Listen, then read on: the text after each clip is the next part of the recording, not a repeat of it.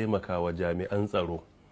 wajen ganin sun kare rayukan mutane da dukiyoyinsu. Babu wata hanya mai sauki da zan taimaka jami'an tsaro a bisa ga nauyin da Allah ya dora mini shine kaman wajen ayyuka da ganin cewa mun saka kowane sim da ake buga waya da shi iya da rijista, ya zama ko da mutum ya yi laifi da sim din ya zama dai za mu iya bincika mu ba su cikakken bayani akan waye mallaki wannan sim din,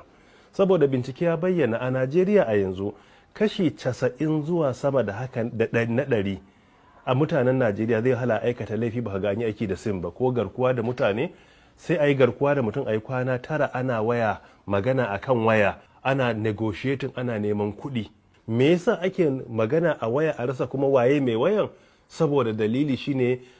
an bar hukumomi ko kuma in ce kamfanin da suke da wayoyin nan suna ta ba mutane katin buga waya da sim ba tare da an san hakikanin su wane ne ba. Cikin gaggawa hukumar NCC suka zauna suka kawo rahoto a rubuce cewa sun samu akwai sim da bayi da cikakken registration, ko bayi da shi, ko ba a kammala ba, ko akwai wani bangaren labari ba wani, ko kuma an yi rijistarsa gabanin a sai da shi. Don haka kenan in ma ka samu bayanan wani wanda aka sayar to ba shi da hakikanin wanda ya yi rijistan ko yake aiki da shi ba. Sai muka ɗauki wannan mataki din sai suka bani suka ce akwai kaman kwatankwacin miliyan